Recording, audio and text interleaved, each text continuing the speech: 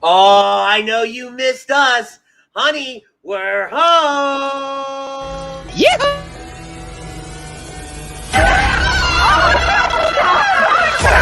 Let's go.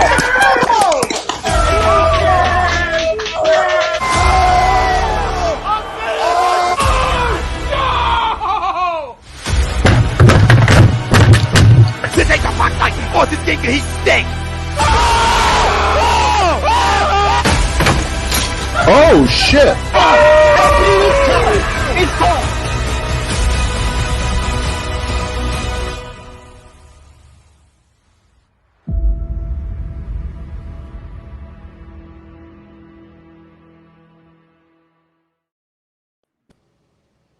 What's going on, A2D Radio? It is your absolute favorite wrestling show on Saturday nights. We are back. It's none other than In This Very Ring. I'm your host, Ritz, and joining me, as always, the mayor of Toasty Town himself, the one, the only, Butters. Butters, it's been 2 weeks.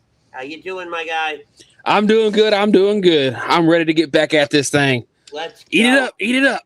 As always, In This Very Ring is brought to you by Body Check Wellness. They are a line of products that promote wellness, balance, and recovery by using the full potential of hemp. They come in extracts, blends, gummies, and topicals. Use promo code A2D for 20% off.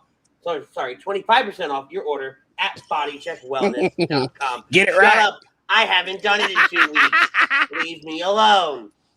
All right. And Dr. Is that Paul all it takes to get you to miss stuff? Is 2 weeks? Fuck off. That's what it takes. Check out our doc, Dr. Paul Vidal at Specialized Physical Therapy, LLC. 2 locations, Burlington and Cherry Hill. He's our doc. Make him yours. That's Dr. Paul Vidal at Specialized Physical Therapy. All right. Butters, it's been a while since we've been here. Yes, it has. AEW Dynamite just wrapped, so In This Very Ring is now all elite. And the fact that we are all elite, it's brought to you by All Campus Sports. All Campus is doing 20% off everything in our store, including hats, shirts, and our team cornhole sets to subscribers. So, Great fucking segue. I know, it's so good. Fantastic. I'm pretty fucking good at what I do. I don't know about that earlier. But fight me, okay? We are all elite. And why are we all elite? Because the very, very special Saturday Night Dynamite ended at 9 o'clock. It's now 9:32 in the Central Time Zone. And we're going to break it all down. We're going to talk about all of it. And we would be remiss if we didn't talk about our poll question. Our poll question is brought to you by the Counseling Center and Sunrise Detox. Many of us in our families deal with mental health and addiction issues. We're happy to support the Counseling Center and Sunrise Detox. If you need mental health therapy or addiction detox, please call 856-651-8117. Bryan Danielson versus Minoru Suzuki is hands down match of the year. Agree, disagree, tell me about it. Suzuki. Yeah. I'm confused. Match from last night on the buy-in. Oh my god, my brain just froze. Oh, and I'm the one that's all fucked up. Okay. Okie dokie. My brain froze. Now the whole thing froze. And my brain went, huh? Which way did it go, George? Which way did it go? But yes. Hands down, I have to agree. Bryan versus Suzuki, high quality match of the year candidate. You haven't, it's Bryan Danielson. I mean, come on, really? And then you had the legend in Minoru Suzuki going at it one-on-one.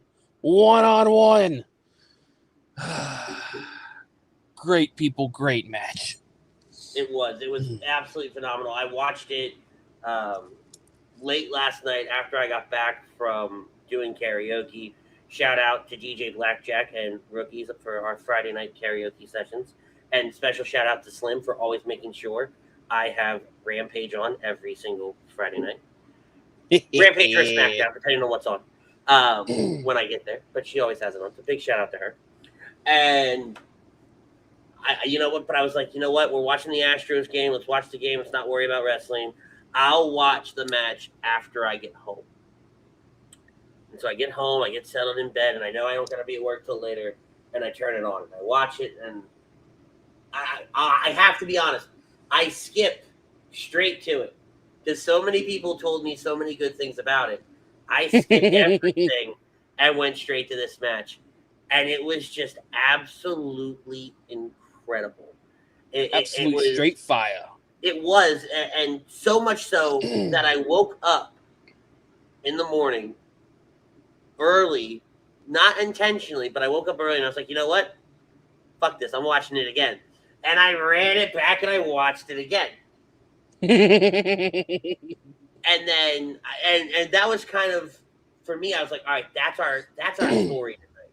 That's our poll question. It's going to be Bryan Danielson versus Minoru Suzuki, because I wasn't sure if I was going to have time to talk about Bryan Danielson, Bobby Fish, right, which just ended on AEW Dynamite. We're going to get into it, but I haven't had a lot of time to process it. I haven't watched it in its full entirety. I've watched clips. I've watched what I could on my way home, and subsequent once I got home.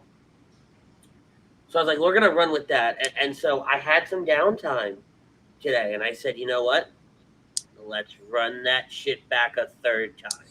And I ran it back a third time. And that's when I said to myself, Ritz, this is the match of the year. When do you ever hear me say, I went back and watched it again? Very rarely, very rarely. And then, when do you hear me say, you know what? I went back and watched it a third time. Oh, hell, I don't think I've heard that one yet. Right? Wrestling-wise, I never do it. I did it for Avengers Endgame, but that's a totally different story. Yeah, it's a good movie. God. Right.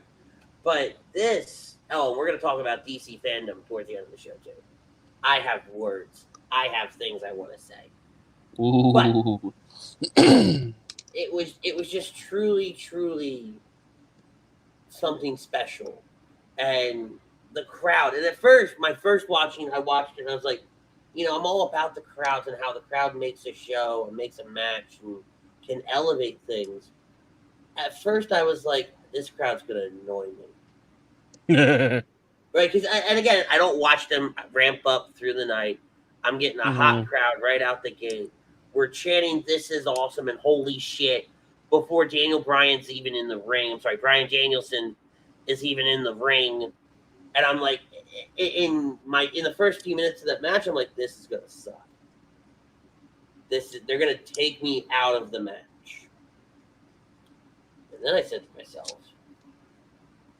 no, this is gonna be beautiful. And the moment the crowd shifted for me was when Suzuki and Bryan are exchanging the chops and the kicks and the forearms, and everybody is getting quiet. Like you can hear the shh all over the arena, and Suzuki heels back and just clocks Danielson, and he just drops. Good old fashioned Suzuki. And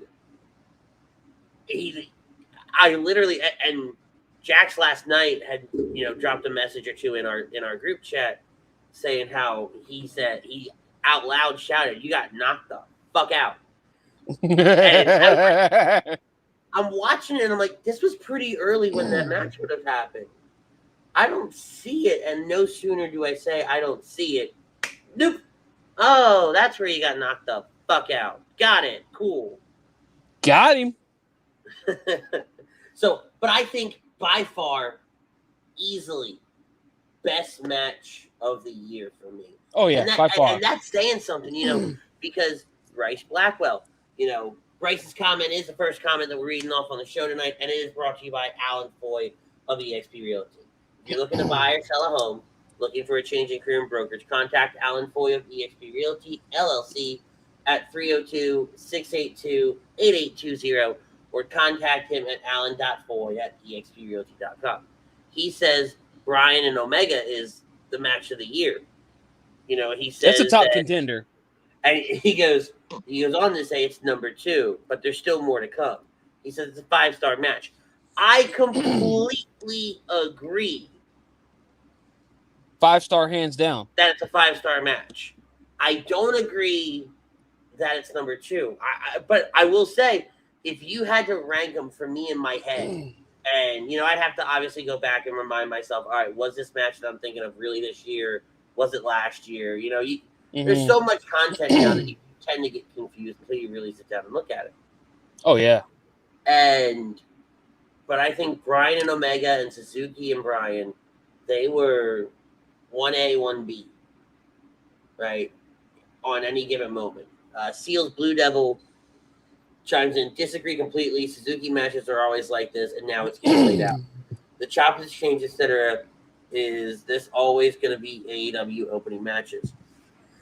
So if you mean by opening matches, is it going to be fire? Then yes, they're going to have fire opening every week. Well, hold on. I see where he comes off with this. Now, mind you, this was the buy-in main event. This led into the show, the main show on TV. This led into Rampage and CM Punk versus, oh my God, I know it's Evan Bourne, but Matt Sydal. Yep. Right. It led into that match, and I think for Suzuki, for the American audience, and whether you're a hardcore, I'm going to watch every product imaginable, I'm going to know everything about everybody fan, you're not used to Suzuki. And I've heard of him before. I've watched a few of his matches before. But just enough to know, all right, this guy exists and this guy is very good at what he does. But not to sit down and break down his match style and how he wrestles and how he this and how he that. Because to be honest with you, I never saw him making a transition to, the American audience. Correct. In a mainstream level, in an AEW or WWE, especially not a WWE, right? That's what I say, because he's bigger. He's one of the bigger names in Japan. Right. Unless you're strictly watching Japan content only, not many people are going to know who he is. You might hear that name get dropped every now and then, but unless you're strictly watching Japan content, I mean... Well, and to further that, right, you almost have to watch the show as a casual fan. Because AEW, yes, it's more fan-based. It's more giving the people what they want. But they still have to remember, you know what? Not all of our fans are absolute diehards. Correct. Right? We have a lot of casual fans, just like WWE does. And so they have to say, okay, what is a casual fan going to get? Right? The casual fan is going to get that here's Suzuki. And you, as a casual fan, okay, I might know who he is. Oh, everybody else is popping. Let me pop too, right? Everybody else is cheering. Or, somebody next to you explains, because I've been there. I've done it. Explains who so-and-so is. And I've had people explain to me too, right? Like, let's go back to Dallas 6 years ago when Enzo and Cass made their debut, right? I put zero stock in NXT until I watched NXT TakeOver from Dallas that night. We watched it so much so that, if you've heard me talk about my WrestleMania trips, we do it all. We do every show. We spare no expense, right? It's a ton of fun. But we didn't do NXT TakeOver Dallas because we knew nothing about what it was going to be, right? You can always armchair quarterback, or Monday morning quarterback, cheap plug for the show Mondays with Tom and Ryan every Monday here at 5 o'clock on ATV Radio. Big shout out to them. Speaking of Tom, I do see him up here. Tom Arnone chiming in, my boys. What's up? Brian Daly chiming in as well. He asks how we're doing. He says, just now all elite. Thought you boys were always elite. We are, but, it's all elite now. Not always elite. Hi. Frank Bestby watching Dynamite now. Big shout out to Frank for making our thumbnail each and every week here in this very ring. He does a great job, especially with all the different hats that he wears outside of HD Radio, the fact that he's able to get our graphics, our thumbnails, and I typically go to Frank Saturday morning.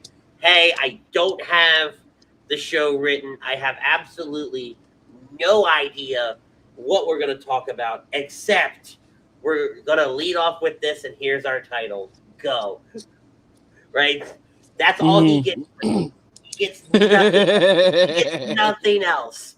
Right? Like today, he got because I told him. Now, today was different because you had Dynamite running pretty much up until we were going on the air. Correct. I held off writing the show criteria for a good long while.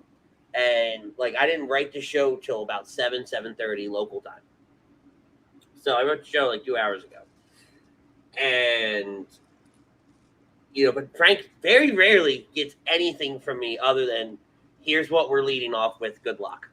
And every week, our thumbnails are just perfect. I love them. And so big shout out to Frank. I don't always think he gets some credit for that. Joey DiBardino in this very ring doing cowboy shit. Hell yeah, we are. And then Kevin Dixon, what's up? Just finishing up my stream, seeing how you guys are doing. What's up, Kevin? We appreciate you being here. And we would be remiss if we didn't mention Todd Womack himself joining us. Love when Todd's in the building. Philly Dilly fam. Philly Dilly, Mr. Womack. Dilly. But so as a casual fan, sorry, I got off on a tangent there. I can't believe I put Frank over for the better part of 3 minutes. So let me just damn. Because I put him over, I'm now, hey Frank, shut up. Wow, I guess no wonder the ground feels a little cold. I guess hell did really freeze over. Every so often. Every so often. I kid. But so I've been there. I've been the one explaining, the one getting things explained to, and as a casual fan, you're like, all right, cool, yeah, woohoo, right? What the hell just happened? Right, and then you're on your way home, sitting in the back seat of the car. Who was that? Why should I care? Right? Like, but AEW has to play up to the casual fan, and that's what you see here. But they do that so well. They do. They play to the casual fan without them looking stupid. There you go.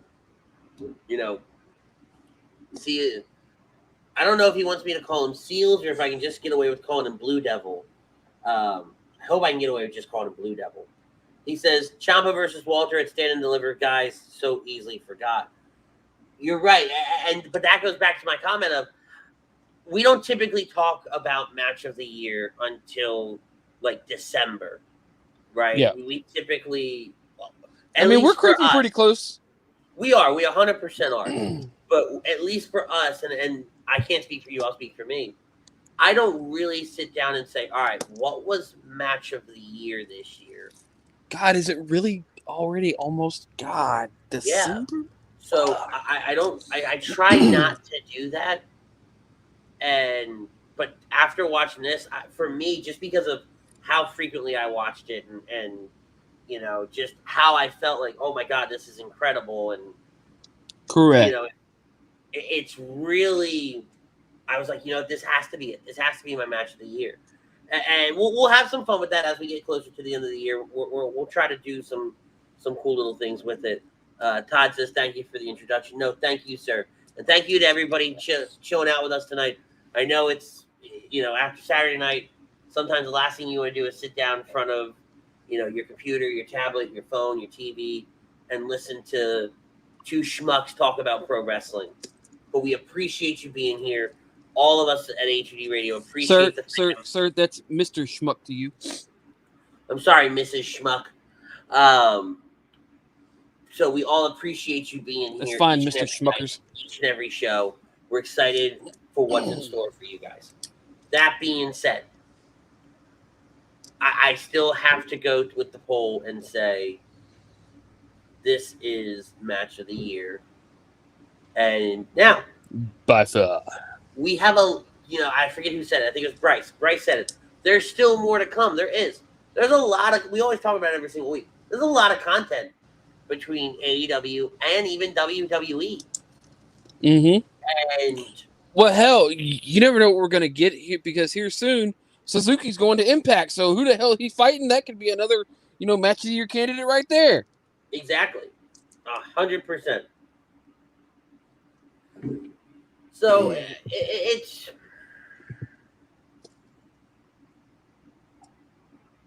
match of the year, and it's so funny. I'm back on my podcast kick, and so I'm listening to 83 Weeks. I'm listening to Something to Wrestle with Bruce Pritchard, and I'm in the middle of listening to My World with Jeff Jarrett, and I'm listening to his Hard Justice 2006 episode because I like to bounce around. I like to find the ones that I remember, that I know about, that or that holds some significance, or a topic that in the moment, all right, I want to listen to it.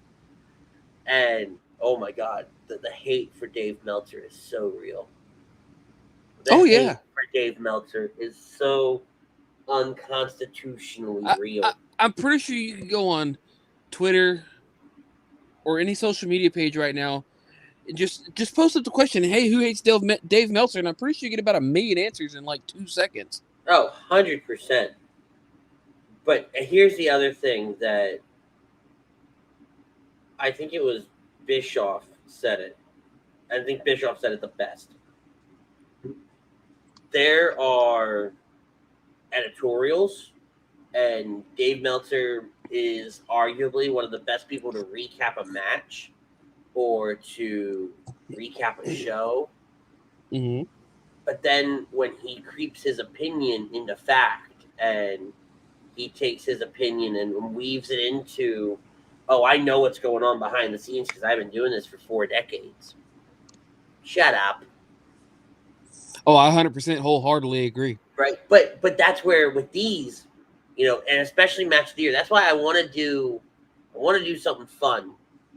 As we get to the end of the year, try to figure out a fun way to do match of the year because it's going to be different for everybody. Because perfect example, Blue Devil, he may like a different style of match than you or I do, or that Todd does. Or I see Edie Zahari chiming in saying competition is good for wrestling, both AEW and WWE. Absolutely, we're the ones that win, but Edie may have a different style of wrestling that he likes. So there's a lot that can be played here, and that's what I love about wrestling. There's something for everybody. Mm-hmm. But let's get into it. Let's get into we'll talk Rampage. We're going to talk AEW Saturday Night. We're going to kind of bounce back and forth. We haven't been on the air in a while, so some stuff we're going to talk about, some stuff we're not going to talk about, just due to time constraints. And hopefully, fingers crossed, next week's show looks very, very different. We will talk about that more at the end of the night. So Rampage kicks off with CM Punk versus that's the bottom. Let me scroll down. CM Punk versus Matt Sydal. Sorry, I always keep. It's so funny. We always talk about no notes around here, and I always make the joke. Fuck you. I'm gonna have my notes because you understand how much wrestling there is. Everything square, like, and this is not a knock at anybody else in the channel. You guys are talking about one fucking football game. You assholes are talking about one basketball game, one hockey game, right? We're talking about like 5-6 shows a week. I'm talking about like 15, 20 matches, and I haven't even gotten out of one company yet.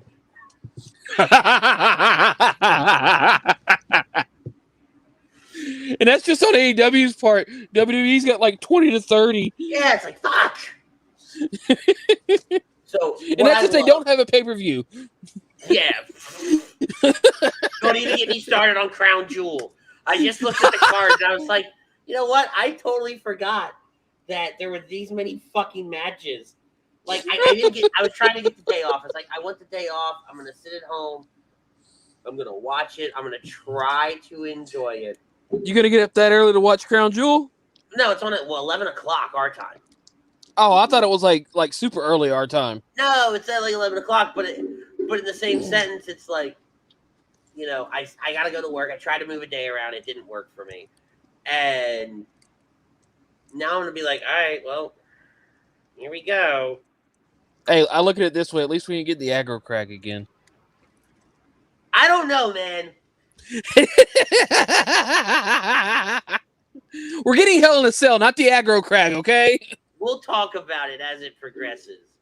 But see, exactly. Try to remember all the storylines and matches every week. Exactly. Blue Devil agrees. He says big facts. Kevin says AEW, TNA, WWE, Ring of Honor, different matches, different companies. Thank you. You four gentlemen. Three gentlemen. I am.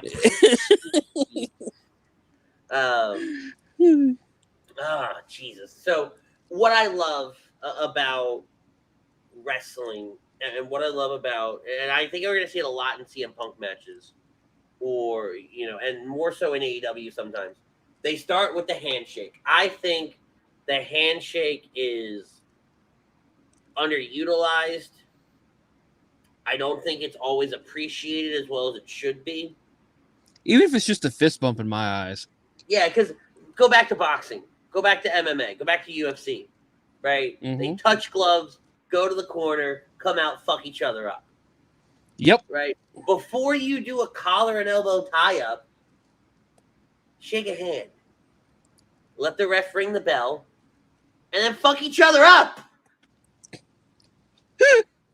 I mean, I can understand back in the day when kayfabe was still all the big rage, was still the thing that, yes, touch gloves, touch rings, face heels, whatever, but nowadays, just fucking do it.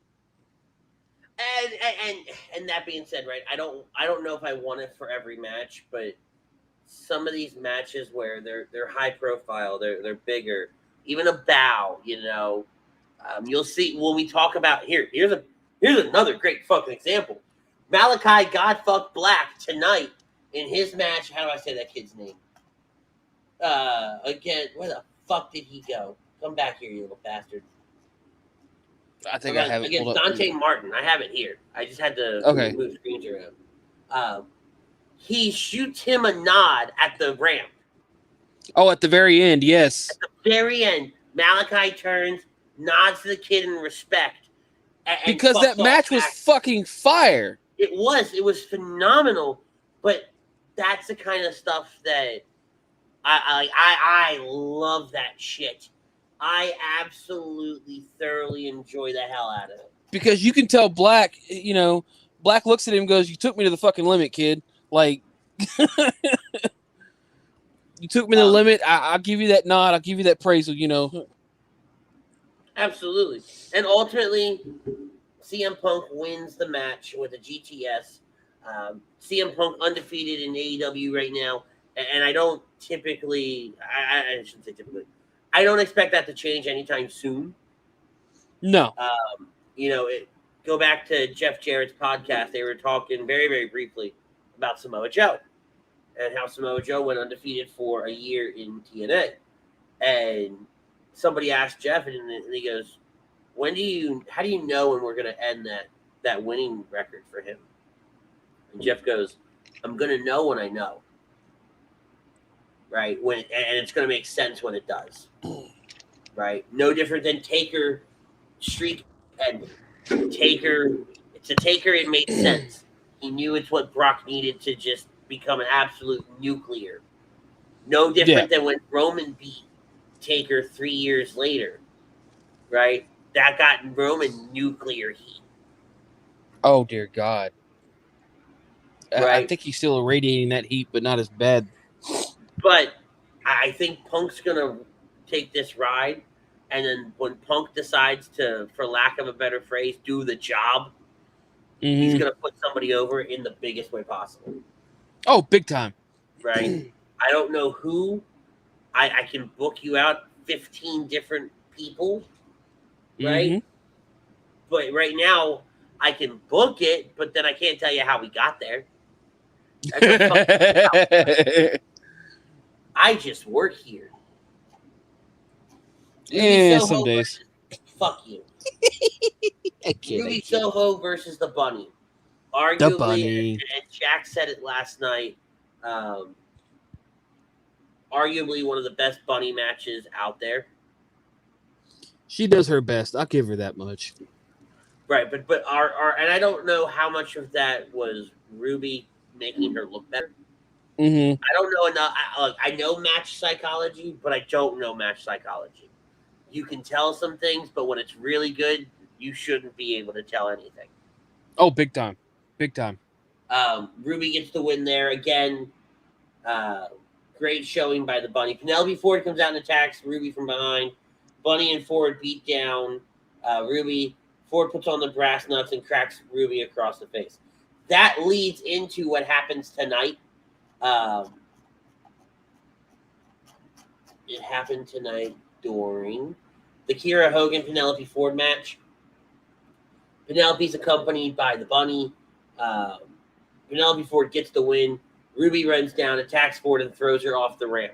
So they're building Ruby versus Ford, which is great because I think Penelope Ford is fantastic. She's got a great look. She's got a great character. She's got a great in-ring style, I guess you could say. Mm-hmm. And I think with Ruby coming in, it's really going to help kind of highlight Penelope a little bit more as a top contender in the women's division. Knowing that we have the TBS title around the corner, we're going to have to start elevating. Oh, yeah. Inner It's Circle. a beautiful title, by the way. I fucking hate it. Why? I think it looks... That's right. We haven't talked about the title yet. I think it I think that is a beautiful, glorious looking title. And that's why you're an idiot. Tomato. Butter versus margarine. I'm not a fan. Don't make me play it. I'll play it. I will back here. I will fucking play it. Play what? Returning champion, a software engineer from Salt Lake City, Utah. Margarine. Whose 74-day cash winnings. Don't fuck with me. But I am not a fan of that title. The way the title looks. I think it's borderline a cheap way out to call it the TBS title. Why? Because they're moving to TBS? Yes. Right? Like, I get it. There's only so many things you can do. Well, there's only so many, you got a lot of women in this women's division, which is great, by the way. So, give them something else to chase after. No, don't get me wrong.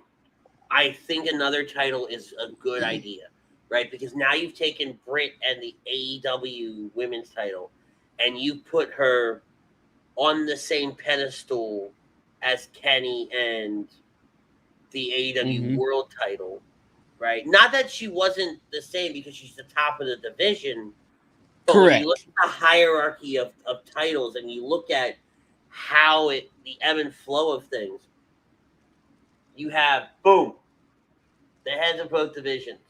And now you've got, boom, the mid-carders in a sense. The mid-card title, that United States Intercontinental title. Yep. But with AEW, and this is where I look at AEW and I go, sometimes WWE does this, but they don't do it enough. And I think it should be the same for both companies. Because AEW doesn't even do it all the time. Sammy Guevara, let's take Sammy Guevara, for example, as a current TNT champion. Mm-hmm. As soon as he drops that title, whatever that is, immediately goes into the world title picture. Whether he is the number one contender for the world title picture, but the next words out of his mouth should be AEW World Champion. Yes. Right? No different than, and again, we're going to take Penelope Ford, Ruby Soho, Thunder Rosa. Shout out to Thunder Rosa. Friend of the podcast. I mean, she follows us, so fuck it.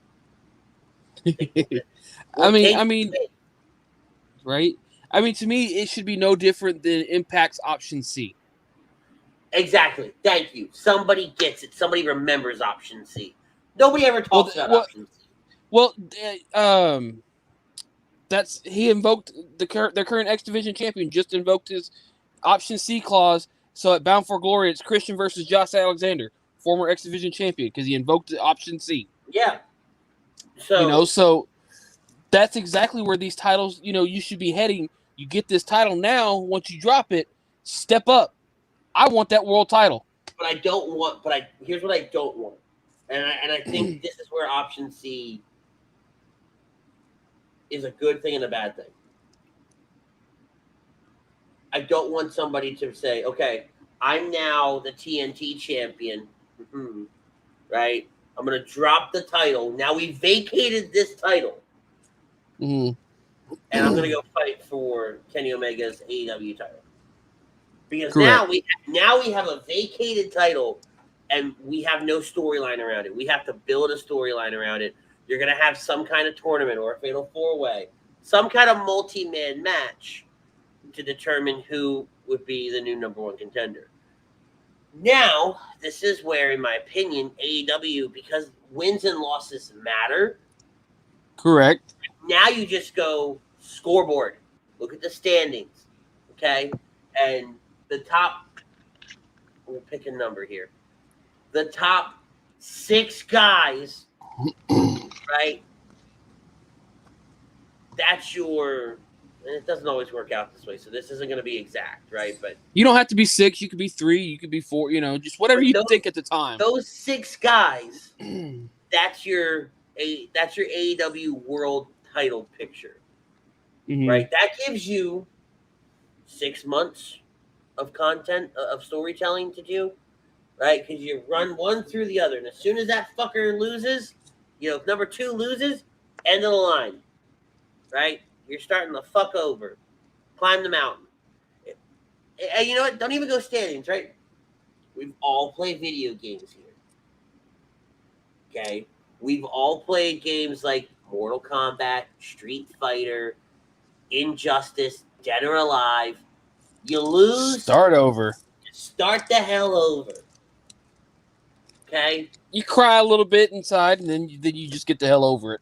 You turn the game off, throw the cartridge or the CD across the wall, and then you got to go buy a new one. Oh, God, why did you have to say cartridge? You're making me feel old. You are old. Yes, I know. I started with an NES, if that helps. Never mind. But I think AEW has positioned themselves to where you can have that mentality of where it used to be like that in the WWE. I don't think it was ever official, right? But you always had, okay, back in the day, back when I was watching, it was The Rock, it was Austin, it was Triple H, it was Foley, it was Kane, it was The Undertaker, right? That was your 6 guys. Mm-hmm. And if Austin was at the top and Rock wanted a piece of him, Austin would whoop The Rock's ass, and The Rock would go to the back of the line, get into a program with The Undertaker, while Triple H steps up and is wrestling Austin now for the title. Yep. Right? And so that is, to me, that's how it should be done. That's how I'd love to see how AEW could do that. And it's no different than, all right, I've got the TNT slot or TBS title, and now you're essentially like hitting the prestige button for our Call of Duty players. Everything resets. You still keep what you got. You keep all those accolades, but now you're fighting, new competitors. It's like New Game Plus. You play the game a little harder, right? You start with all the fun toys, but the game's a little harder than it was the last time you played it. Yeah. So I would love to see AEW do that. I think they're positioning themselves to do that. Oh, big time. So I'm really, really excited that I hope I'm right. Let me put it that way. I hope at the end of the day, when the dust settles and the smoke is cleared, that I'm right. Right? just like Ryan Brodo was a few days ago, after Thursday night. Matter of fact, Thursday night after the Eagles game, Ryan Brodo said Zach Ertz is going to be an Arizona Cardinal. And lo and behold, 12 hours later, what happened? Zach Ertz was an Arizona Cardinal. There's a clip in the archives. Go check it out over there on YouTube. You got to love what football's doing right now. Not really. It's a cluster. And I can't believe I can't. I got guys talking at work about it all the time. You know, I sit with a couple of guys at work, and you just hear them just firing off, getting pissed. Because of the stupidity that goes on right now. It's like us getting pissed off at WWE. There's absolutely no way for me to have this conversation intelligently. But so, we're in Texas. It's no secret we're in Texas, right? Correct. And we get whatever's on TV, right? If for CBS, we're always going to have the Texans because CBS is AFC and the Texans are AFC. Correct. Right? But Fox, it's a toss-up. Like sometimes we get the Eagles games. This week, we got Green Bay and Cincinnati. I've never seen two people fail at their job more than the kickers for both teams in the last 2 minutes of regular time and the entirety of overtime. You guys are the epitome of you have one job. 5 missed field goals consecutive between the two of them. 5. Yep. But I digress. Inner Circle versus Men of the Year and Junior DeSantos. This is Junior DeSantos' in-ring AEW debut. Is it wrong that I just didn't give a fuck? Nope. And it's because I love the Inner Circle. I love everything about them. And I think, they're slowly repositioning themselves to let Sammy be the focal point. And he has been, right? But even more so now than it was before. But I don't care for Men of the Year and America Top Team. I don't care for any of that. Like, they don't do anything for me. They just kind of... Bunch of MMA has-beens that really don't just... So, Edie, I see your comments, buddy, but we don't do spoilers, right? We're not going to drop any spoilers or anything like that. So we're going to ask you not to drop any spoilers, please. It's just out of respect for everybody. If you want to go read what's been leaked for Full Gear, go right ahead. We don't want to be the ones to do that. We don't want to be the ones to ruin that for some people. So that's my only request. You guys can put whatever you want in the comments. That's your right. That is your ability to do so. But I ask, please, no spoilers in our comments thread. We try to stay away from it the best we can. Yep. So we're asking you guys to just kind of follow that rule with us. Todd says you're not wrong. Thank you. I know I'm not. And the fact that they go over here. Man.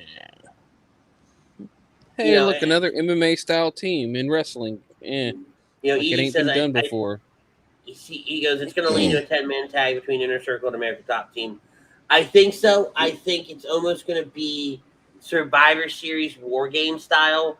I don't remember what they called it. AEW did a version of it recently. Like a Stadium Stampede kind of show. I think that's what they're leaning that towards. Is that what they're gearing up for at Full Gear? Yeah. And Todd, I do agree with you. He says Paige Van Zant's a smoke show. Hold on. I'm going somewhere with this. So she tweets out a picture earlier today, essentially challenging the AEW women's division. Yep. And it's a lovely picture of her.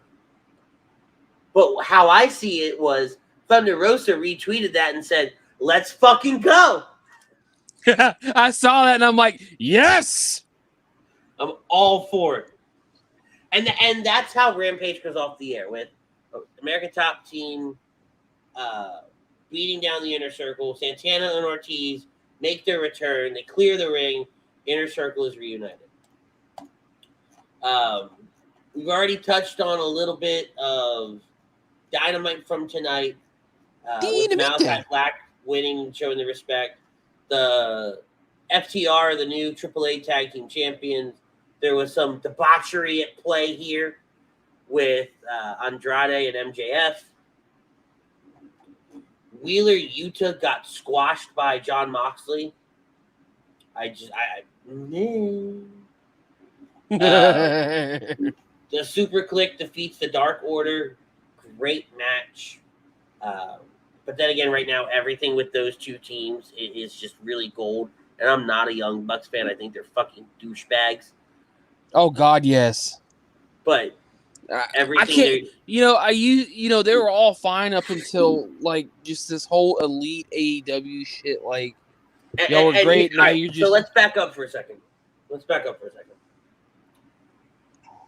If there was something that was coming out where they weren't in character all the time, like, get it. This is a character. They're not complete asshats. Yeah. But I can't get past the fact that they're asshats. And they do their job wonderfully. And I won't deny that from them, because here I am. I've been watching wrestling for the better part of 20 years. And I still said, you know what? Fuck those guys. They're annoying. I hate them. Well, no shit. You hate them. You're supposed to hate them. Jungle Boy runs down, make the save. They end up getting jumped later on in the night. Jungle Express does. Then there's a weird segment with Cody and Arn at the Nightmare Factory. Have you had an opportunity to watch this? No, I have not. Okay, so I'm going to read the description here.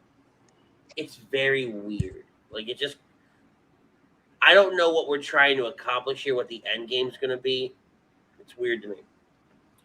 So Cody and Arn arrive at and this is Ringside News reporting this. I used to use WrestleView all the time. But when we started doing the show, I started using Ringside News because they were more detailed. They were more...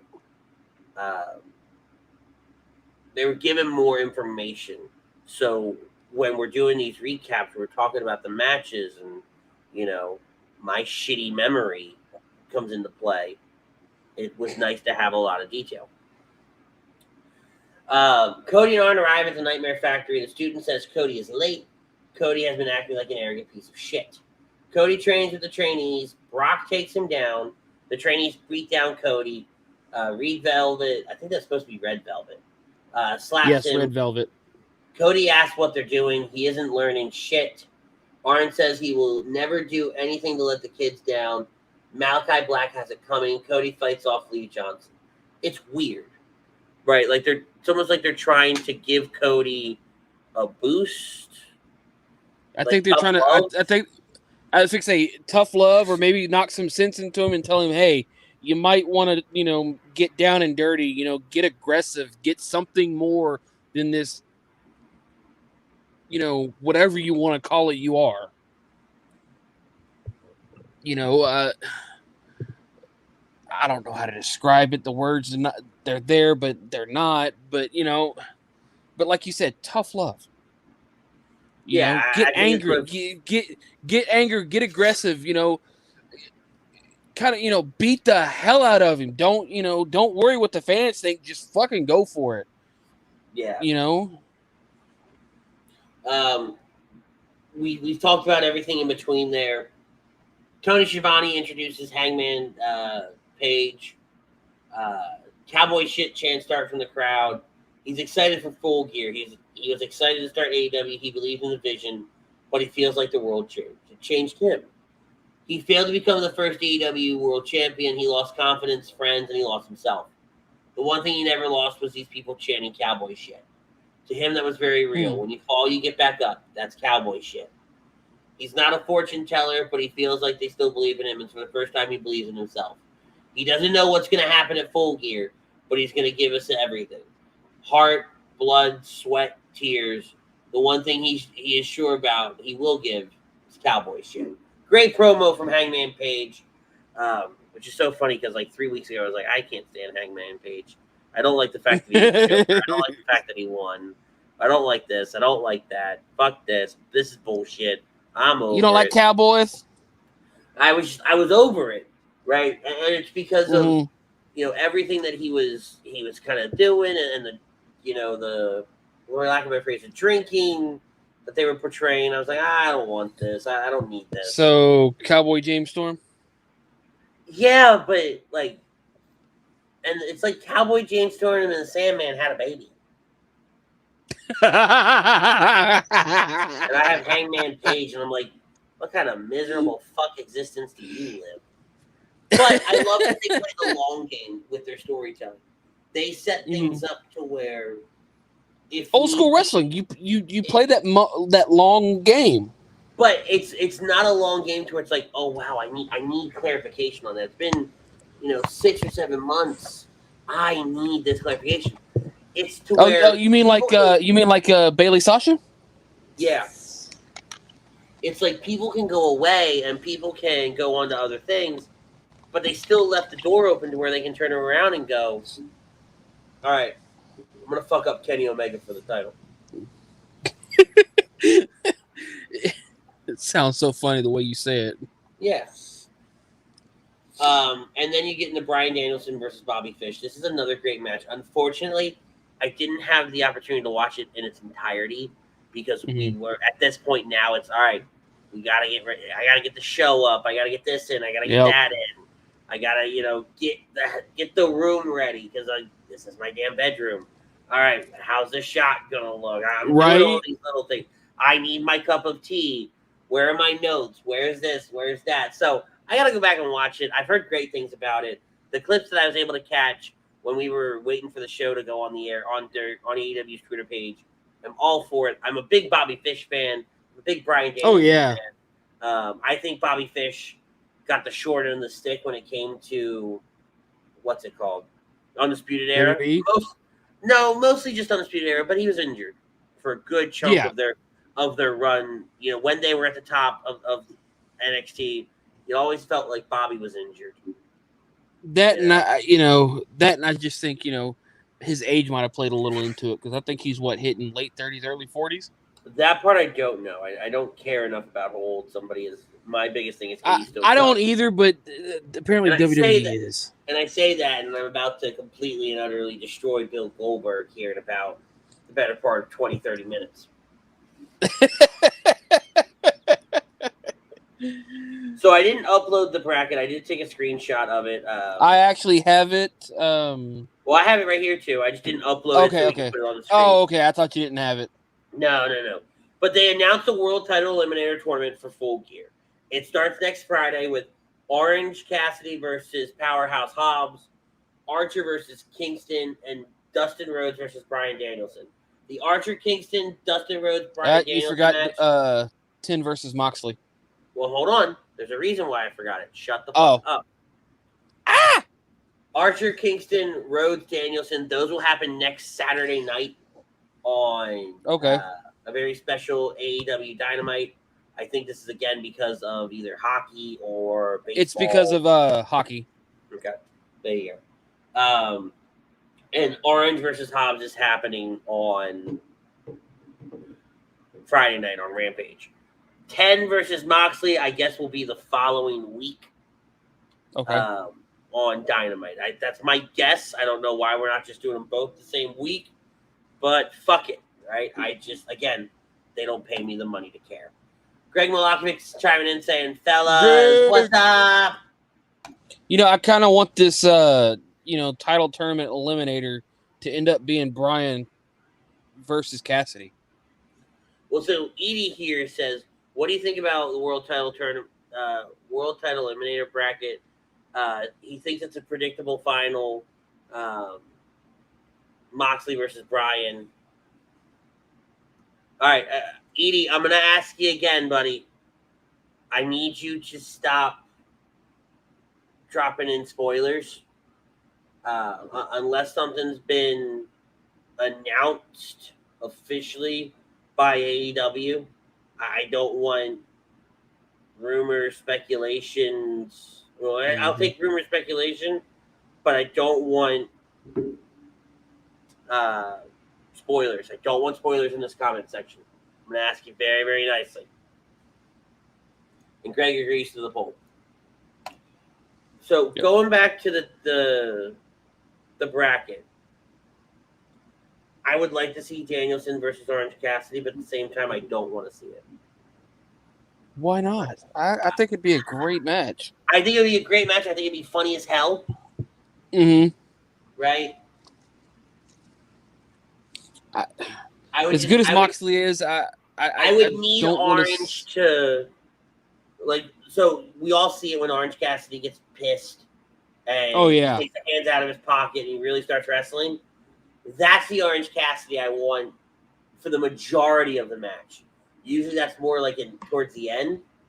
Like, let's do let's do the gimmick. Let's do what got you here in the beginning, but you're a damn good wrestler going up against arguably the best wrestler of our generation. Of this era. Fucking wrestle. Bring your A game. The only other one, I mean, I wouldn't mind seeing Powerhouse Hobbs in the finals. I think he's been doing really good as of late, but I do too. I mean, I just honestly, that other side of the bracket, I only really want to see Danielson in that picture. Yeah, don't get me wrong, Lance Archer's great. I don't see Dustin or Kingston getting anywhere past the first round.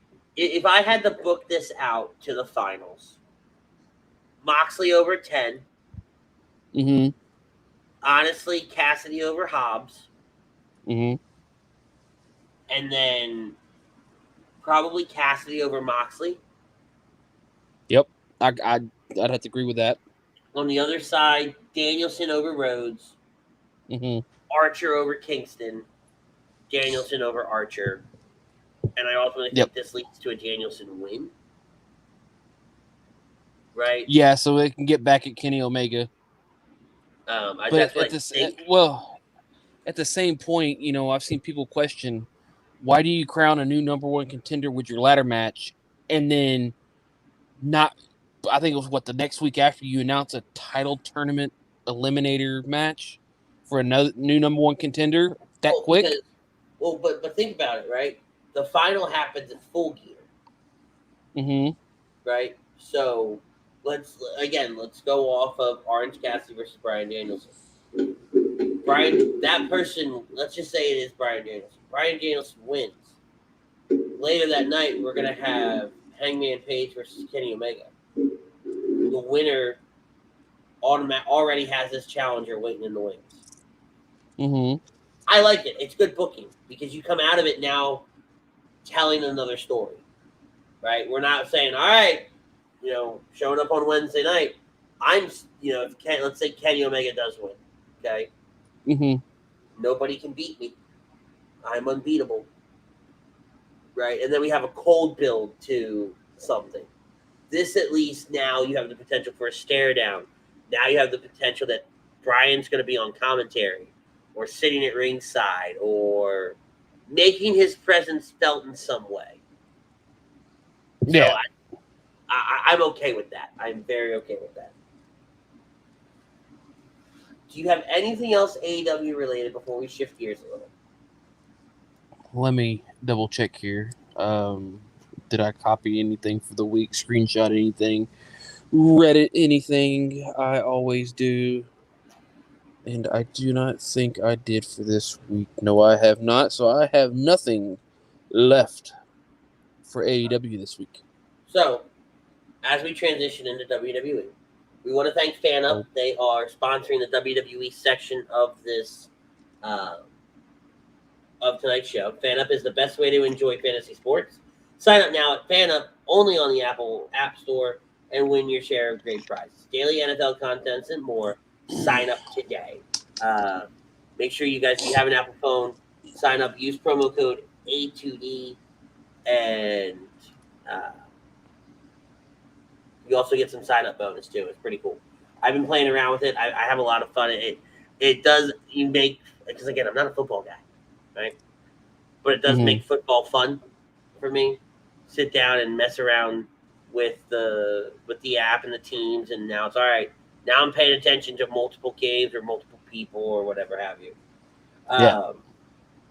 And also brand new joining us as of a few days ago, Gleason's Bar is located at 7600 Mill Creek Avenue in Levittown, Pennsylvania. Use promo code A2D for 10% off your order, whether you're dine-in, takeout, or online orders at gleasonsbarandsteaks.com. I took a look at their menu. I had it sent to me earlier in the week, and for those of you that, Butters, you're going to have no idea what I'm talking about, so you're just Nope. going to have to bear with me. But I was looking over their menu, and just because I was like, oh, this is in Levittown, let me see if anybody's heard about it, whatever. And I got a menu sent to me. They have a cheesesteak called Trenton Style, and it's a cheesesteak with a layer of pork roll. Now you're making me hungry. I'm starving. My stepmom just got back from Philly, and this means absolutely nothing to you. But this, actually, I have a bag right here. Hold on. This means everything to me. Hers barbecue potato chips. Yay, product placement. Best barbecue. Wait. Barbecue potato. I wonder if that's the same barbecue chips because we have hers at work. It's guaranteed it's the same. Because it's baby back ribs, though. No, different. Okay. These are better. But it's still hers, though. Yes, still hers. And she also brought me back tasty cakes. I have crimpets and candy cakes downstairs. Oh, God. Only thing she didn't bring me back Edam's chocolate chip cookies, and she didn't bring me back Eddie Pennsylvania Dutch birch beer. So I'm just saying, guys, if you're feeling generous and kind, help a brother out. I'll be very, very happy to give my address. You can send them to my office. You can send them to my home. I don't bloody care, but feel free to send me cookies and birch beer. Little care packages there. So, since the last time we were on the air, the night 2 of the WWE Draft took place. We talked about night 1 in pretty good detail. We buried the hell out of it. It was absolute hammered dog shit. Surprise, and I don't know if night 2 was really any better. If anything, it actually was worse in the sense that not everything was on TV. Like, a lot of stuff was social media or just conversation, right? Only certain people got TV picks. So we're going to run down. There were 24 picks that night. We're literally just going to run them down, and we'll talk about them, I guess. Hot garbage. Becky Lynch goes from SmackDown to Raw. The Usos stay on SmackDown, and the Hurt Business, Bobby Lashley and MVP, stay on Raw. Sasha Banks stays on SmackDown, but Seth Rollins joins his wife over on Raw.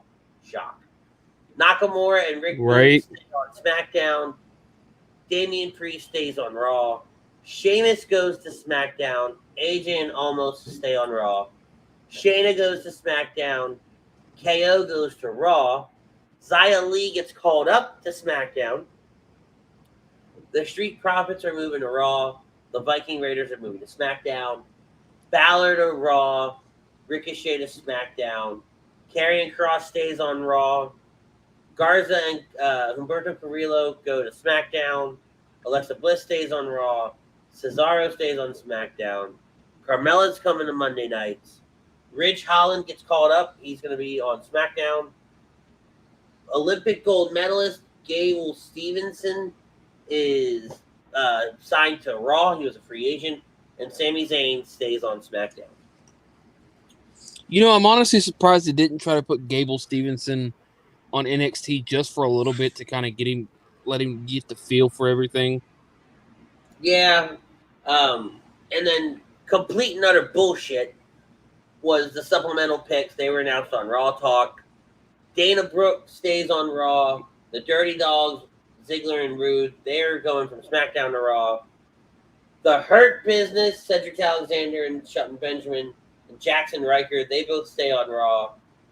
Mahal and Shanky are moving to SmackDown. Liv Morgan's that one kind of irked me because why are you splitting up Veer and Shanky? Swear to God, it just clicked to me.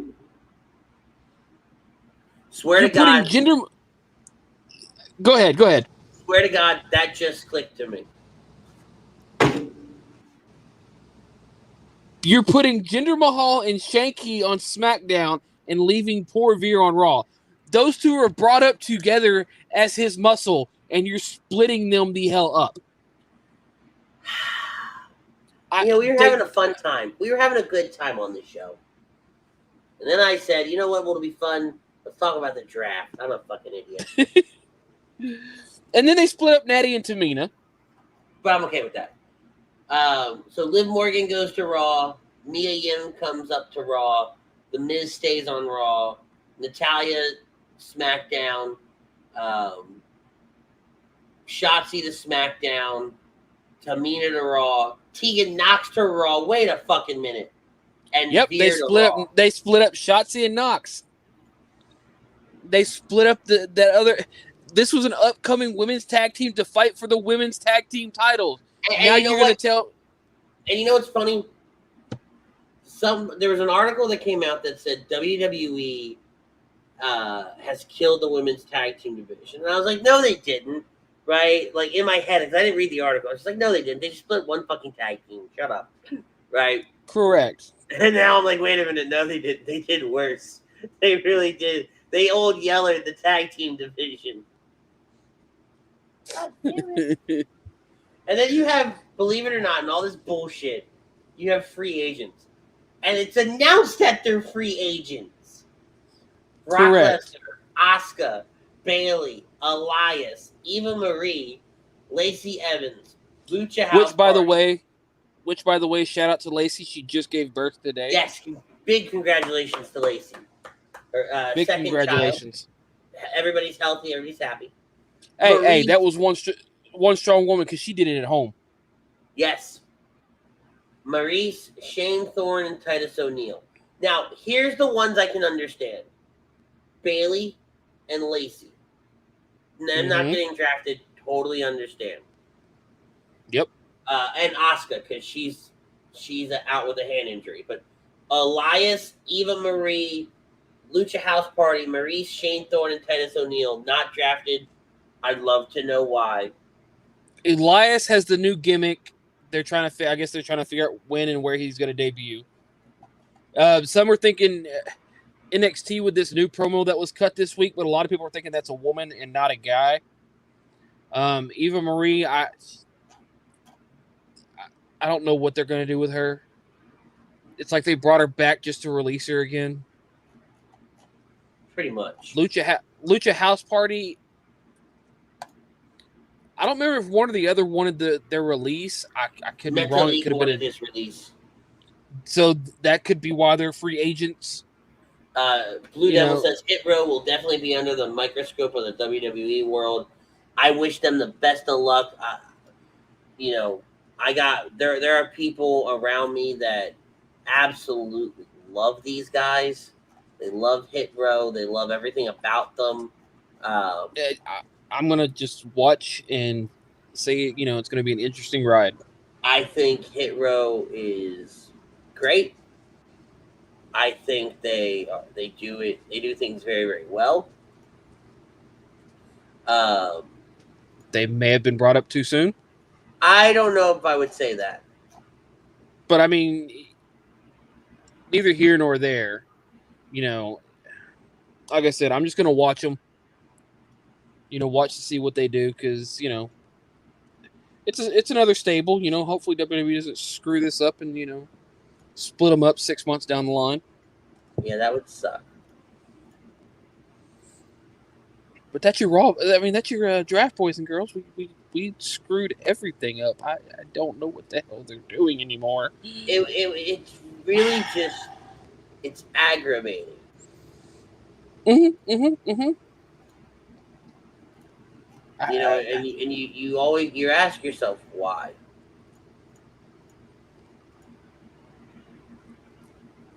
Because, you know, even the footnotes on these drafts was like we were just saying. They split up 2 tag teams, and both of them were women's division tag teams. And then you split up a stable in Mahal and Veer and Shanky. So I really want to know where your creative is going with at least the Mahal, Veer, and Shanky thing. I do, but I don't, and I agree to Blue Devil. I missed the women's right. It's so funny. Yep. So I listen to, I've got my wrestling playlist and, you know, wrestling music, and I put it on Saturdays. I won't say I'm superstitious, but when it comes to my job and, you know, certain things work for me, and you know, everybody's got their niche and their whatever. I started listening to my wrestling music on Saturdays on my way to work, and I've been doing it every year for 8 years. And I think it was last week before, Lacey's theme song came on my way up there, and I'm like, "What the fuck is this bitch at?" Right? Like, I know she's about to have a kid, but like, let's go, get your ass back in the ring, pop it out and get back in that ring. Yeah, like Becky did. Come on. You know what? But like, you know, I said earlier, props to that woman, because dear God.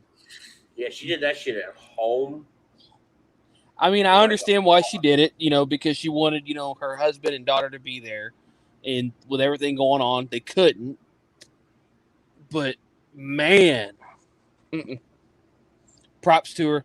Couldn't do it. You know, absolutely crazy. Absolutely crazy. I was not a fan of the draft this year. I felt like there were a lot of missed opportunities. I felt like there was a lot of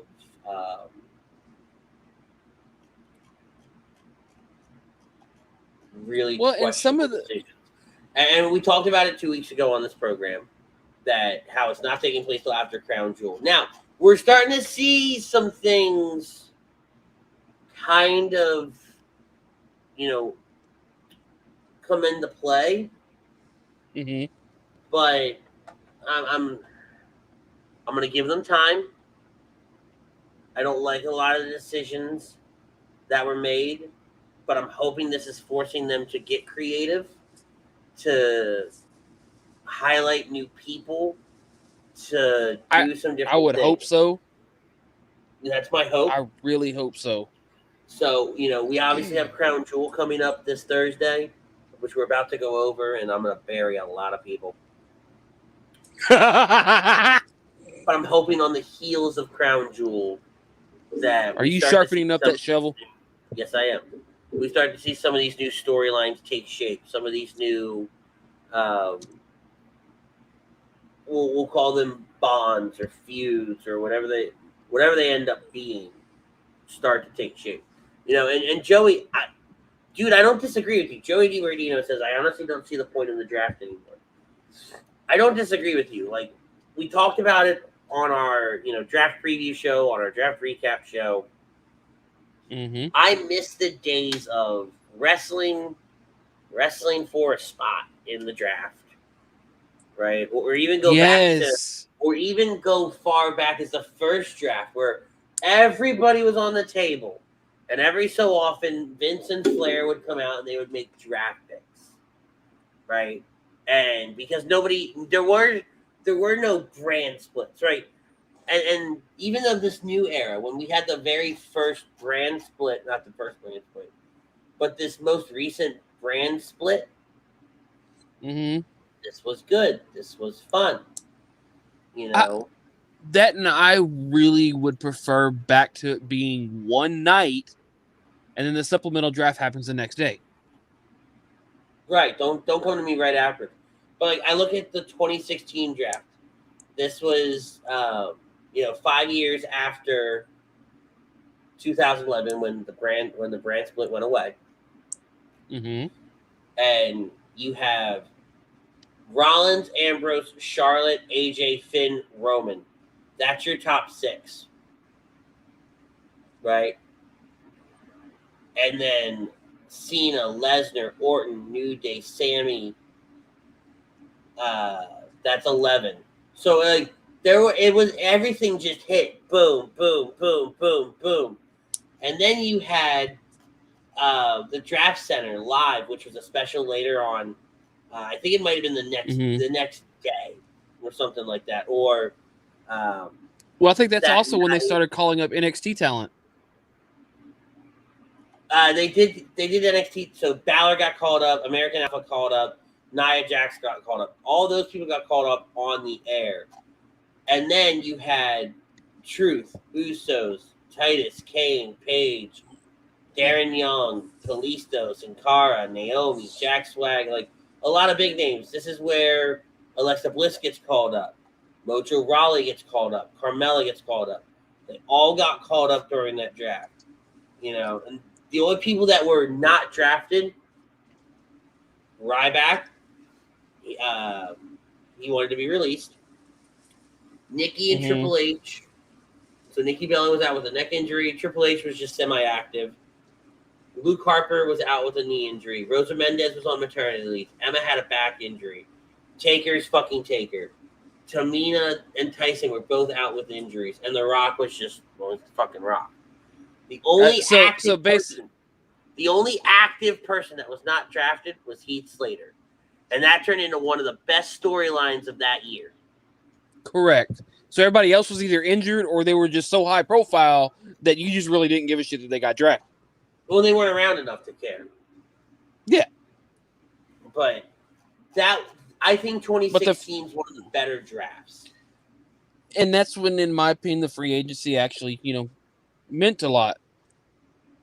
Because, I just said, if you were on the free agency, that's because your ass was injured. Exactly. All right, against my better judgment, let's preview Crown Jewel.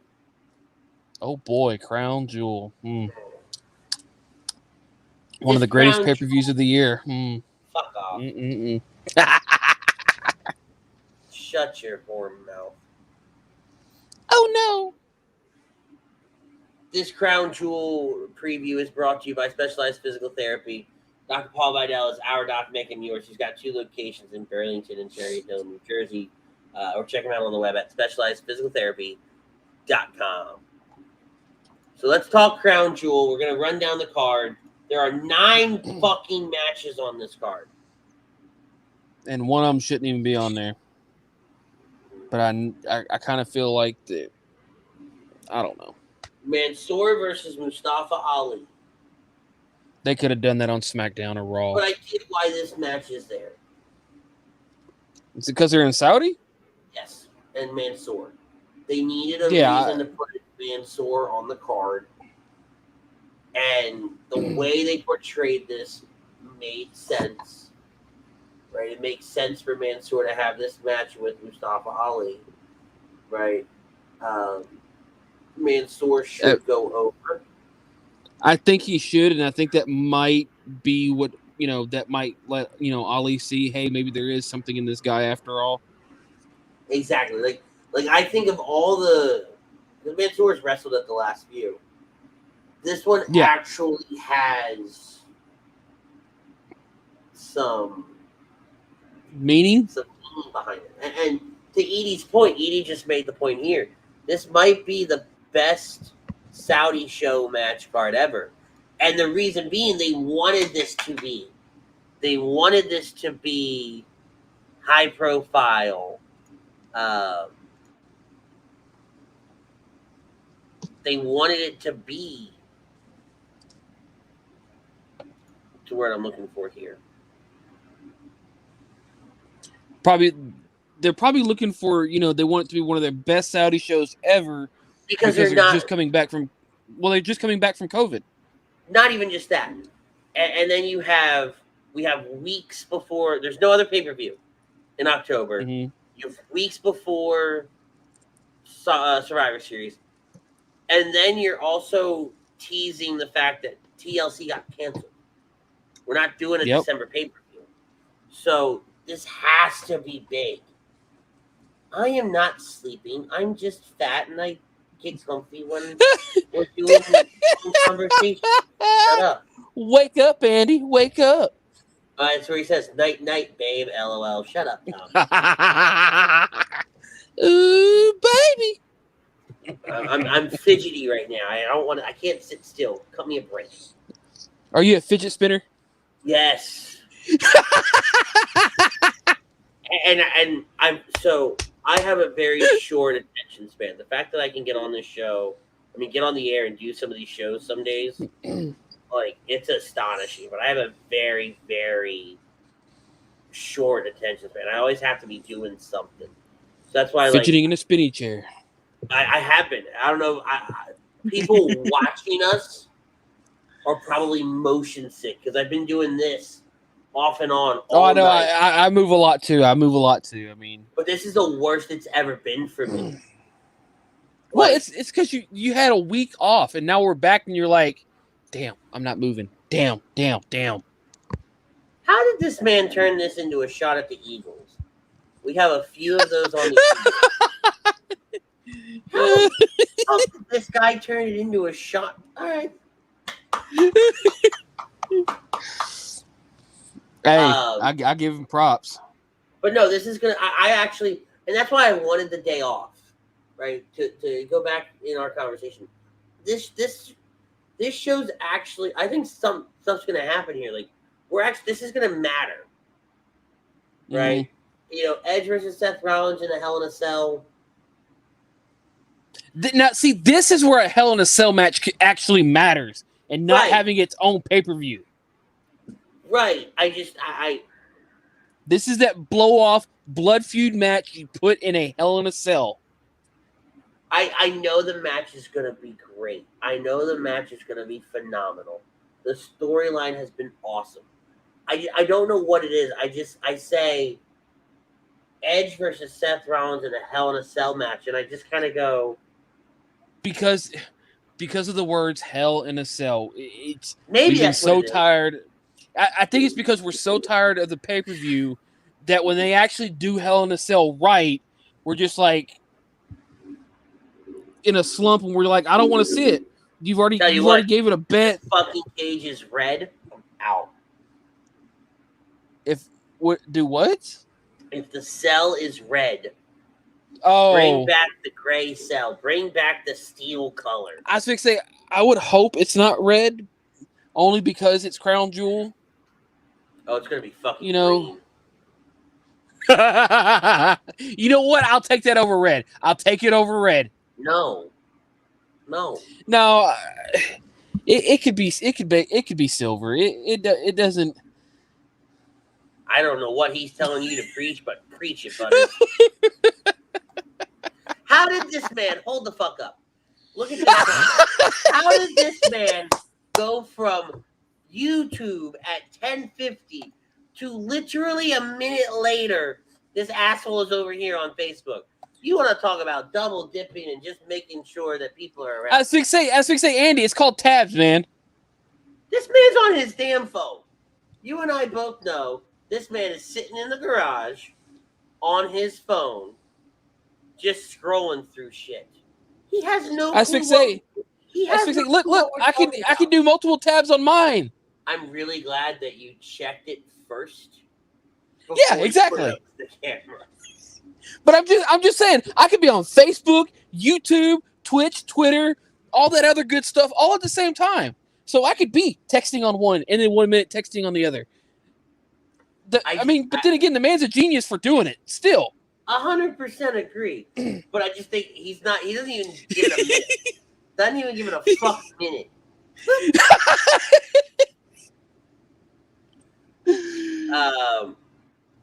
Blue Devil, do you guys think Roman wins? If so, it'll kill the storyline with Brock, don't you think? No. I've been saying this. Go ahead. I'll let you answer. And then I'm going to get on my soapbox. Okay. No. Roman winning does not kill anything with Brock. Roman winning is just making Roman look like a fucking beast until they decide to finally, who's the right person to take the title off of Roman. Because right now it ain't Brock.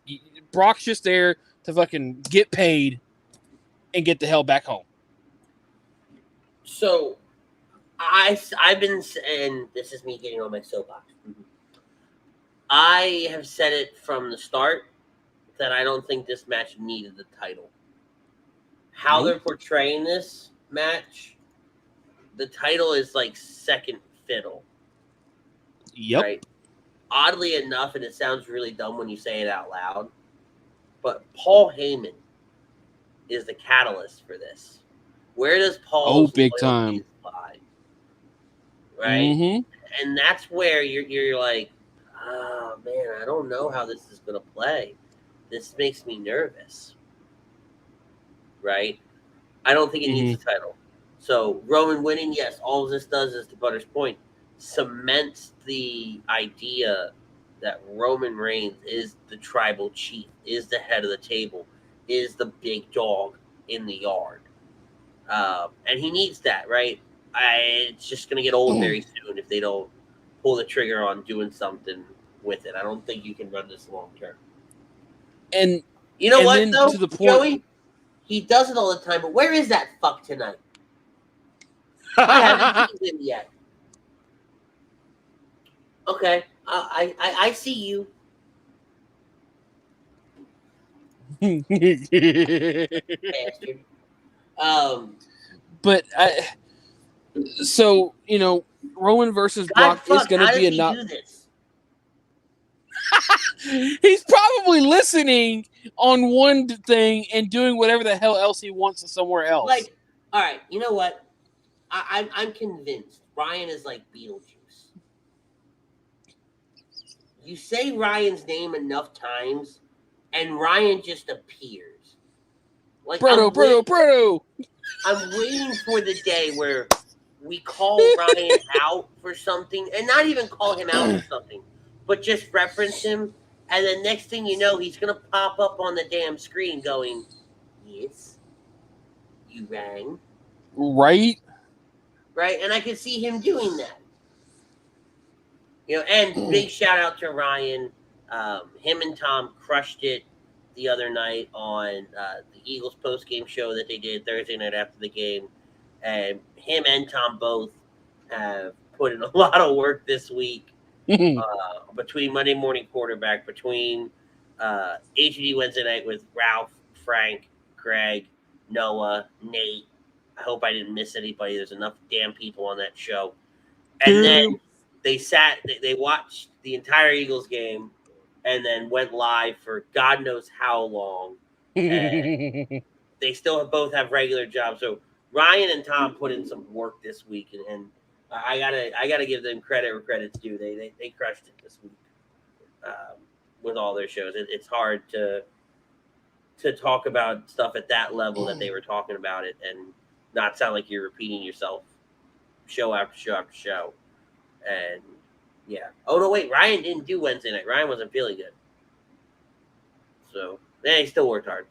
Because Ryan does a lot of the content around here too. So yep. Ryan's part of the team that's making sure that we've got great content on our main page and on our Twitter and our Instagram. So big shout out to Ryan too.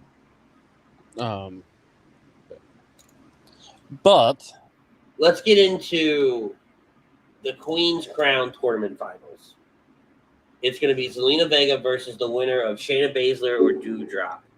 I'm going to have to go with Shayna winning versus Doudrop and then Shayna winning it all. Well, because she's the Queen of Spades. I was just about to go there. Right. Like, it's a missed opportunity. It's so damn obvious. Just like, if Charlotte wasn't champion, you could have had Charlotte win the damn thing. Exactly. Finn Balor versus the winner of Jinder Mahal or Xavier Woods. I really want Xavier to go all the way. I have put this out into the universe, and I've said it every single week since they've started the King of the Ring tournament. I said it the week before they announced the competitors. I said, if I find out that Xavier Woods is not in this bracket, I will do a run-in on Flight Zone. Nobody will know what's going on. I'm going to take over the show, and I'm going to bitch about it. And then they announced the brackets, and he's in. All right, cool. And I said it the next week. I said, if Xavier Woods loses this first round match, I'm going to take over Flight Zone, and I'm going to bitch about it. Mm-hmm. And he won. And I said it again. I'm going to say it again now. If Xavier Woods on Monday night doesn't win this fucking match, and he loses the hard body Mahal, I'm going to go on Flight Zone, and I'm going to yell, scream, holler, and bitch people out. Evan, Jimmy, this is your warning. If it happens, I'm coming in hot. Well, you know, that's not a spoiler. It's a promise. You know, my issue is they had a missed opportunity with making Kofi lose. They could have had Xavier versus Kofi in what would have been a great match. Agreed, but you don't want that. Like, I get that, but still. Now, my buddy Cam, who has done HUD Gaming and he's been on our WrestleMania show, he's been around. You guys have seen Cam. He said, and I don't hate this. I hate it, but I don't. Finn Balor is going to be in the finals. He said this after the first week when it was announced who's going to be in the brackets. Correct. Finn Balor's going to be in the finals. He's going to go up against Jinder Mahal. And it's going to be Jinder beating the Prince to become the king in Saudi Arabia. You know, and it's sad as I can see that because it's Saudi Arabia and it's Jinder fucking Mahal. But that still comes true with Xavier Woods too, right? You can put Xavier Woods in there.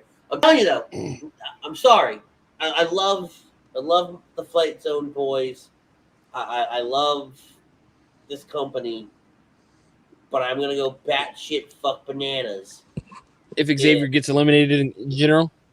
If Xavier does not win this, is not in the finals and does not win that match, and I'm a Balor guy. I love fucking Finn Balor, and that story, right? The Prince now becomes the king. There's a story there. Mm-hmm. But if I don't get King Xavier Woods, ain't nobody gonna be around me for a few days. Oh God! Because if he doesn't win on Thursday, let's say he wins Monday night and he doesn't win on Thursday. Saturday's gonna be hell. Fuck that. Thursday night's gonna be hell. Thursday afternoon is gonna be hell. Hell in a Cell? There will be. I will bring, because I won't do anything in a work shirt for HUD Radio. Mm-hmm. I will bring a damn HUD shirt, go out to the truck, throw the shirt on, and cut a promo on why this is bullshit. I will stop whatever I'm doing. I don't care if I'm eating lunch. I call bullshit. And I'm going to walk out there and I'm going to do it. You don't think I will? Oh, no, I believe you. Andy, I have known you long enough that I know your ass would do it in a fucking heartbeat. In a fucking minute. Somebody said go roast this bucket of chicken, your ass would be out there in a heartbeat doing it. Pretty much. Pete Evans chiming in. Yo, fam, just checking in. Just got home. Pete. What's up, Pete? Big shout out to Pete for Birds of a Feather. Those guys were reacting to the Eagles game this past week. Tough loss by them, but make sure you guys are checking out Pete every single week on Birds of a Feather. Him, Chucks, Jeff. Those guys kill it. They bring you some of the best stats and ideas and opinions related to the NFL as we kick off the NFL week each and every week. They're a great kickoff show for the NFL week. Goldberg versus Bobby Lashley in a no-holds-barred match. This had better be a knockdown, drag out, beat the hell out of each other match. I'm sorry, but you promo it as I'm gonna, slaughter him. I'm gonna kill him. We know you're not gonna do that, but we know you had better beat the ever living hell. Somebody he said he was gonna kill him. Exactly. You had said no. Goldberg said he was gonna kill Bobby Lashley, and everybody said, "Hey, that's okay.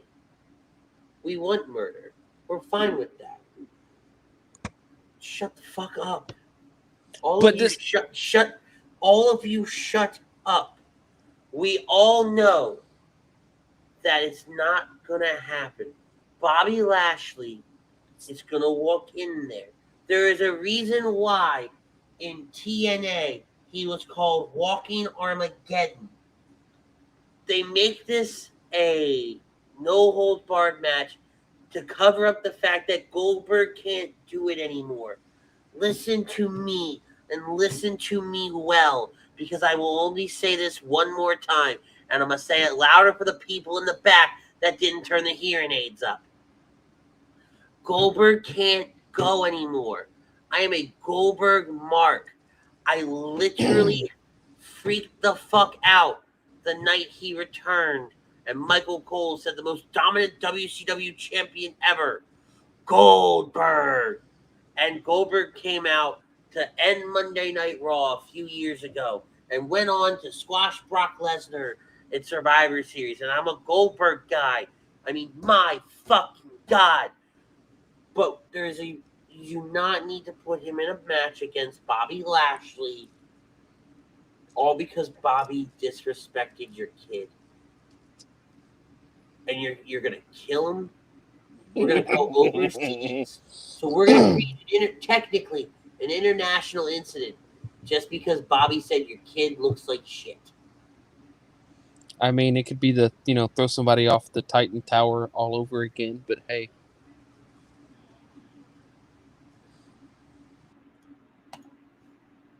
Oh, at least he didn't say it was like Hogan throwing the Giant off of the parking garage in '93. I mean, I could have, but hey. I just went with the better, the fake Titan Towers toss. I just want Bobby to win. I know he's not going to win. It's just a big payday for Goldberg. That's all it is. Somehow, some way, and mostly because the WWE just likes to piss me off. Goldberg only did it because of the money. His matches I don't disagree with you. His matches were up for the year, but the moment they said Saudi money, he said, I'm in. I want somebody to honestly tell me that Goldberg is doing this because he wants to do it or he thinks he can do it. No, this motherfucker wants the money. Everybody's got a price. Oh, yeah. Speaking of price, it seems like the $1 Million Man got his price. Him and his son. Stupid bastard. Big E versus Drew McIntyre. This is one where I don't. If Big E loses the title, I don't see Big E losing the title. I mean, yes, Drew's going to SmackDown, but they can pull that swerve and McIntyre stay on Raw. But Drew needs something fresh, and SmackDown is fresh. Let's put it this way: I don't see Big E dropping the title. I don't see RK Bro dropping the title, even though I could care less about. But here's the thing. We all know what's going to happen with the Survivor Series main event. Mm-hmm. It's champion versus champion. They've already announced it. I would rather see Big E versus Roman than to see McIntyre as the champion again. Don't get me wrong, it'd be great McIntyre versus Roman, but I would rather see Big E as champion versus Roman as champion than say Brock versus Drew. Again. Yeah, I don't need that. I don't want that in my life. Not at all. RK Bro, AJ Styles this is the one match on the card where I'm like, I don't care. I think RK Bro wins it, but it's the one match. I was going to say, I don't see them losing the titles anytime soon.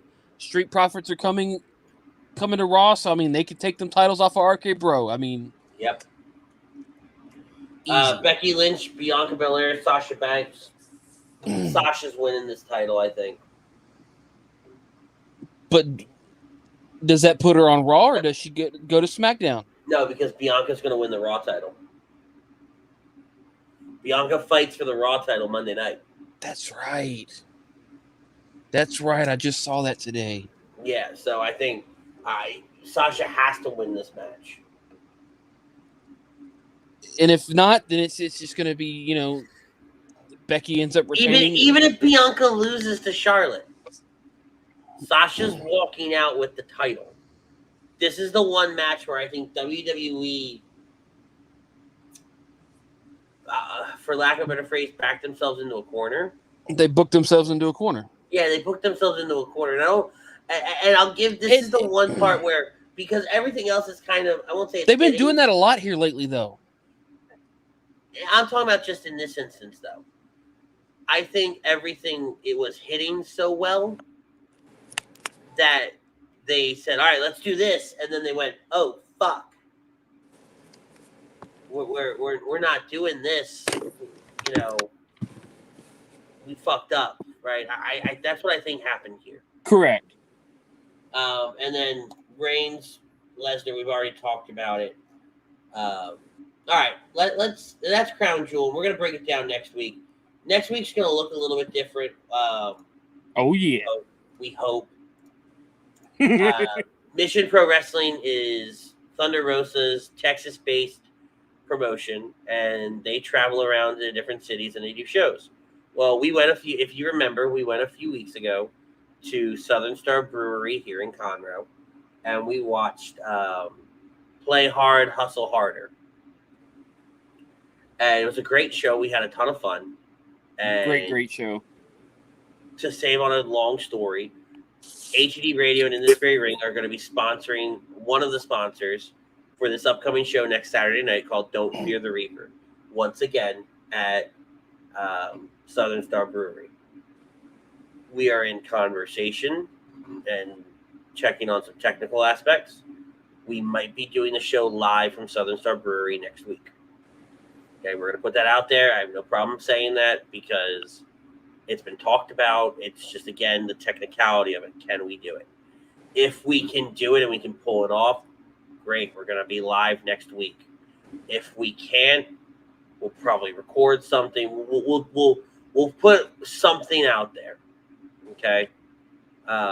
So keep watching the In This Very Ring page. If you're part of the HED Real Talk group, keep your eye there as well. We'll try to drop some info there in the coming days. But Butters, this is the run-in section. This is where we talk about anything and everything, anything on our mind, anything we want to talk about. Seals, thank you, man. Appreciate you, buddy. Loved having you on tonight. Really, Thank really. you, Seals.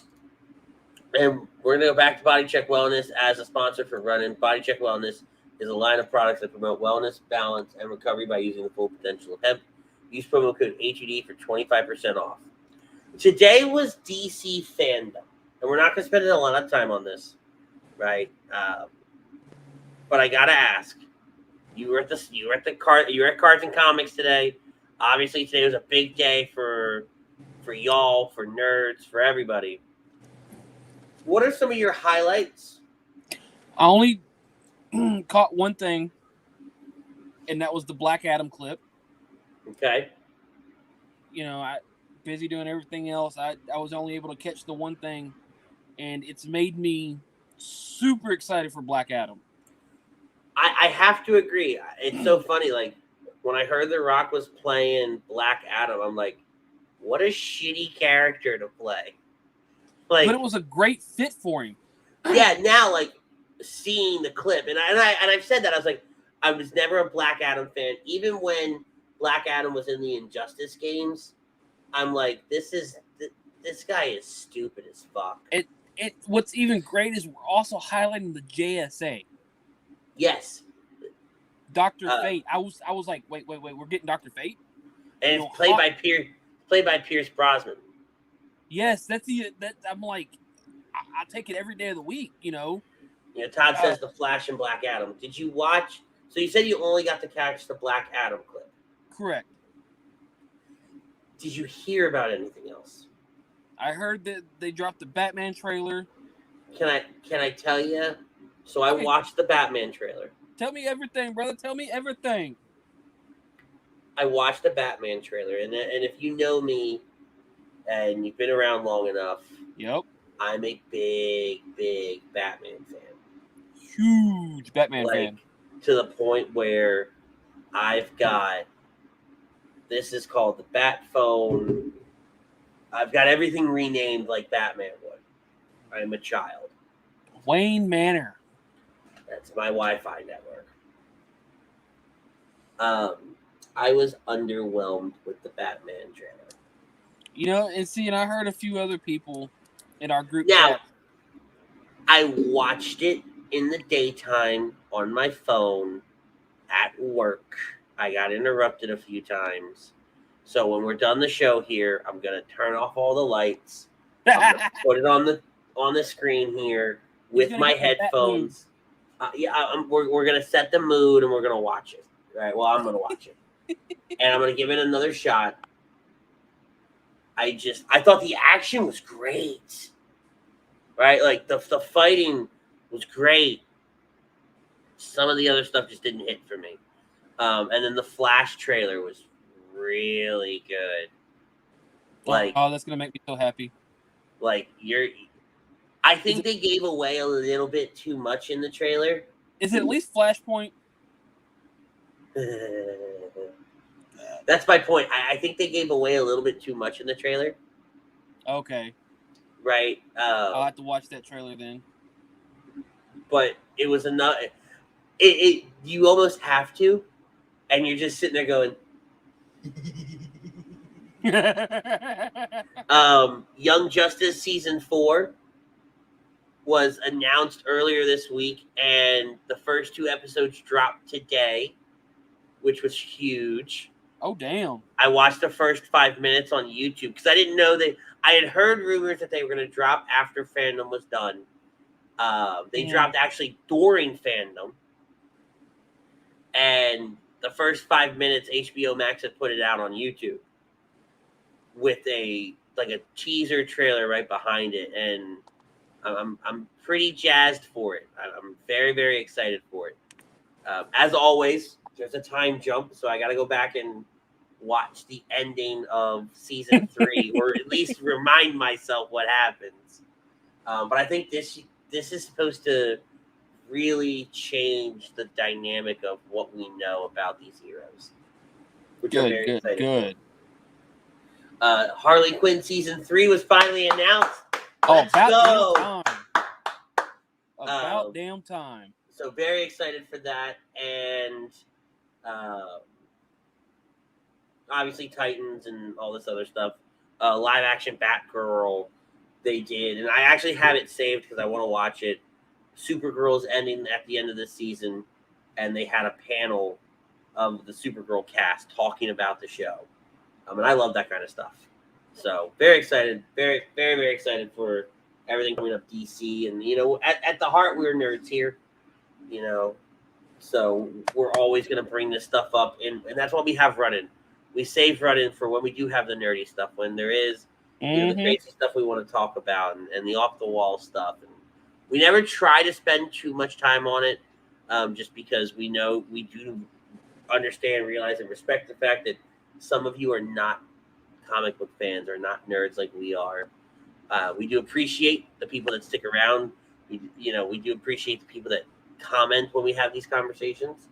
And we thank you guys for allowing us to, at the end of this show, and if you're listening to us on all your podcast sources, we appreciate you guys giving us this opportunity to still turn around and say, hey, we just spent an hour and 40 minutes talking about pro wrestling. Give us this next 10 to talk about this other stuff. Hell yeah. We enjoy it, and we enjoy you guys that stick around for it. And so we're very, very grateful. But let's get out of here. So let's thank the sponsors. We gotta thank the people that keep us here. Body Check Wellness, as I said at the start of running, they're a line of products that promote wellness, balance, and recovery by using the full potential hemp. Use promo code A2D for 25% off. Dr. Paul Vidal at Specialized Physical Therapy. You can check him out at specializedphysicaltherapy.com. 2 locations at Cherry Hill and Burlington, New Jersey. Many of us in our families deal with mental health and addiction issues. We're happy to support the Counseling Center and Sunrise Detox. If you need mental health therapy or addiction detox, please call 856-651-8117. Alan Foy of eXp Realty. If you're looking to buy or sell a home, changing career or brokerage, give him a call at 302-682-8820 or visit him at alan.foy@exprealty.com. Manscaped, they are unlock your tools, unlock your confidence, and always use the right tools for the job with Manscaped. Get 20% off and free shipping with the code AHUD at manscaped.com. And then we would be remiss if we did not thank our new sponsors, Gleason's Bar, located at 6700 Mill Creek Avenue in Levittown, Pennsylvania. Use promo code AHUD for 10% off your order whenever you dine in, take out, or if you order online at Gleason'sBarandSteaks.com. Guys, we're going to check you out. We're going to be here next week in some capacity. Like I said, don't know if we're going to be live or not. But for Butters, I'm Ritz. Enjoy Crown Jewel. If you're in the Conroe area, or if you're in the Houston area and you have the opportunity to go to Don't Fear the Reaper at Mission Pro Wrestling, I strongly recommend you buying tickets. Bell time is 7:30 next week. Those girls, and it's an all-girl promotion. Those girls fucking killed it the last time we were there. A lot of these people you've seen on AEW Dark, because again, this is Thunder Rosa's promotion. And you'll see us. So if you see us, come get a picture with us, hang out, talk to us a little bit, see if you can get me fired up about something wrestling related. But for Rich, for Butters, I'm Rich. We'll see y'all next week. Tell somebody you love them. Peace, love, and joy. We out.